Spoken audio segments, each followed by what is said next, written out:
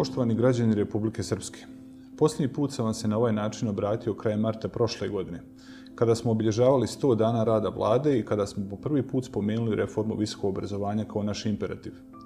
Vrijeme je da ono čemu smo radili tokom cijele prethodne godine, uz gotovo 3 mjeseca pauze, tokom kojih smo se morali posvetiti borbi protiv virusa korona, ovih dana i realizujemo. Nalazimo se pred zasjedanjem Narodne skupštine, na čijem će se dnevnom redu naći i 2 ključna zakona, od kojih će zavisiti i cjelokupan reformski proces u ovoj oblasti. Molim vas da mi u nekoliko sljedećih minuta poklonite pažnju kako bih mogao da vas provedem kroz najvažnije novine koje ovi zakoni donose. Krenimo redom. Akademski integritet, jedinstvo nastave, naučno-istraživačkog, odnosno umjetničkog rada, inovativne djelatnosti, kao i stručnog rada, povezano sa preduniverzitetskim obrazovanjem, zaštita intelektualne svojine u procesima transfera znanja, samo su neki od principa na kojima će se zasnivati nova etapa razvoja visokog obrazovanja kod nas. 3 nivoa akademskog obrazovanja, od kojih prva 2 mogu biti i strukovni studiji, usklađeni su s Europskim kvalifikacijnim okvirom. U odnosu na dosadašnju praksu, uvodi se mogućnost da visokoškolske ustanove organizuju kratke programe studija sa jasno definisanom svrhom i ishodima učenja. Na ovaj način se omogućava brži odgovor na potrebe tržišta rada i veću prilagodljivost privrednim trendovima koji iziskuju trajnu dostupnost pojedinih stručnih profila.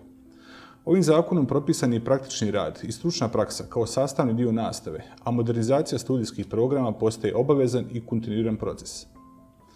Novim zakonom o visokom obrazovanju utvrđuju se studijski programi za sticanje zajedničke diplome, što omogućava da iste organizuju i izvode 2 ili više domaćih, odnosno domaćih i stranih akreditovanih visokoškolskih ustanova, kao i multidisciplinarni i interdisciplinarni studiji uz pomoć kojih želimo da obezbijedimo diversifikaciju profila prijeko potrebnih sve dinamičnim tržištu. Spoj nauke i privrede je nešto što smo prepoznali kao okosnicu reforme, te smo u skladu sa tim omogućili značajno učešće predstavnika privrede u sistemu visokog obrazovanja. Tako će u budućem sastavu Savjeta za visoko obrazovanje, nezavisnog, akademskog, stručnog i savjetodavnog tijela koje obezbjeđuje kompetentnost u kreiranju politike njegovog razvoja, učešće uzeti istaknuti predstavnici privredne zajednice, a isto se odnosi i na upravljačke strukture javnih univerziteta. Na taj način osiguravamo trajnu vezu akademske i privredne zajednice u cilju koordinisanog djelovanja i razvoja zasnovanog na inovacijama. Predviđena je mogućnost komercijalizacije rezultata naučno-istraživačkog ili umjetničkog rada, tako da visokoškolska ustanova može biti osnivač naučnih instituta, inovacionih centara, centara izvrsnosti, centara za transfer tehnologija, poslovno-tehnoloških inkubatora, naučno-tehnoloških parkova, ali po prvi put i privrednih društava i drugih organizacionih oblika za obavljanje inovacionih djelatnosti. Vlada Republike Srpske će na prijedlog Savjeta za visoko obrazovanje usvojiti odluku o mreži visokoškolskih ustanova i studijskih programa, čime efektivno vraćamo kontrolu i usmjeravamo sektor visokog obrazovanja u skladu sa potrebama Republike, a sve u cilju dostizanja jednog od najvažnijih proklamovanih ciljeva reforme, a to je racionalizacija. Postupanjem na snagu zakona izvršit ćemo reviziju svih licenciranih studijskih programa i ustanoviti šta je racionalno i potrebno. Također, novim zakonskim rješenjima pooštreni su kriterijumi za osnivanje visokoškolskih ustanova, kako bi spriječili lov za profitom, a na uštrb kvalitete. Želimo da naše akademsko osoblje postigne viši nivo kompetencija, te da njihov naučno-istraživački rad bude prepoznat u regionalnim i svjetskim okvirima. U skladu sa tim pooštrili smo kriterijume za izboru naučno-nastavna i saradnička zvanja, u kojima posebnu pažnju pridajemo internacionalizaciji njihovog rada i u kojima smo odredili period adaptacije na nova pravila.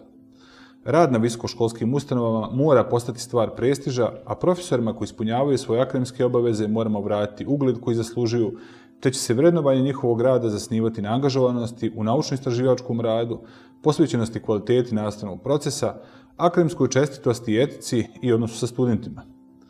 Lice koje je tokom akademske karijere pravosnažnom presudom osuđeno za krivično djelo protiv polne slobode, falsifikovanje javne isprave, primanja mita ili bilo koje drugog krivičnog djela visokoškolska ustanova dužna je oduzeti status zaposlenog lica. Inspekcijski nadzor je dopunjen mogućnošću izricanja administrativne mjere zabrane rada od strane prosvjetne inspekcije za utvrđene nepravilnosti u pogledu neispunjavanja uslova propisanih zakonom, izvođenja studijskog programa bez dozvole ili nezakonitog izdavanja javnih isprava.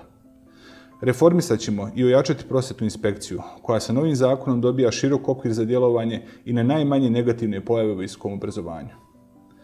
Studenti su u epicentru reformskog procesa. Njihov broj će se svake akademske godine utvrđivati u skladu sa mrežom visokoškolskih ustanova i potrebama tržišta rada, a dodatna pogodnost i motiv za studiranje na našim univerzitetima je oslobađanje od troškova školarine za sve redovne studente. Ovim zakonskim rješenjem želimo da pošaljemo jasnu poruku. Budite dobri i odgovorni studenti, a troškove prepustite državi. Kada okončate vaše studije, društvu vratite uslugu kroz aktivan angažman u privredi i javnom sektoru. Također, prepoznavši značaj izvođenja nastave putem tehnoloških sredstava komunikacije, dobru praksu uz zlo vrijeme pandemije virusa korone ćemo putem amandmana na zakonski tekst uvrstiti i u nova zakonska rješenja kao fakultativni dio nastavnog procesa, čime postičemo konkurenciju visokoškolskih ustanova u sistemu visokog obrazovanja. Kvalitet. Ključni motiv i cilj kojem težimo kroz reformu. Zato je pitanje podizanja i kontinuiranog osiguranja kvaliteta u visokom obrazovanju svoje mjesto našlo po prvi put u okviru posebnog zakona, kojim se uspostavlja i specijalizovan državni organ koji se bavi isključivo ovom tematikom, a to je Agencija za visoko obrazovanje, odnosno sadašnja Agencija za akreditaciju visokoškolskih ustanova. Akreditacija kao postupak vanjskog vrednovanja koji se vodi za ustanove sa početnom akreditacijom će postati obavezna za sve visokoškolske ustanove i bez statusa akreditovane iste neće moći obavljati djelatnosti u visokom obrazovanju. Ovo načelo je u skladu sa europskim standardima i smjernicama za oblast visokog obrazovanja i kao takvo postaje dijelom našeg pravnog sistema. Pored akreditacije, audit i vanjsko vrednovanje predstavljaju mehanizme redovne, odnosno vanredne provjere i obezbeđenja kvaliteta u slučaju opravdanih sumnji u kvalitet rada visokoškolskih ustanova, članice ustanove ili studijskog programa. S ciljem unapređenja nezavisnosti buduće Agencije za visoko obrazovanje, ona se ovim zakonom formira od strane Narodne skupštine, čime se postiže najveći mogući nivo profesionalnosti u radu.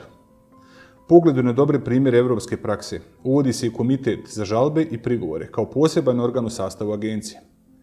Također, u okviru agencije će se uspostaviti Centar za informisanje i priznavanje stranih visokoškolskih kvalifikacija, koji predstavlja ENIC, NARIC centar Republike Srpske, koji će se baviti profesionalnim priznavanjem oblasti visokog obrazovanja u okviru Konvencije o priznavanju diploma o visokom obrazovanju, informisanju u sistemu visokog obrazovanja Republike Srpske i informisanju u inostranim sistemima visokog obrazovanja.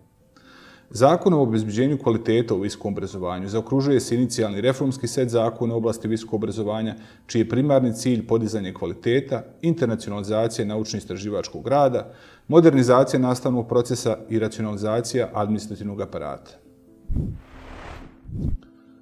Poštovani građani, ovo je samo dio noviteta predviđenih reformskim procesom i zakonskim rješenjima u visokom obrazovanju.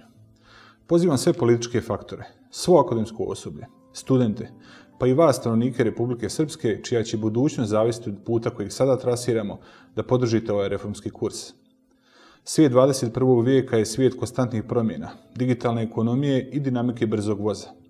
Da li ćemo postati dijelom te kompozicije, zavisi od nas samih. Hvala vam i idemo visoko.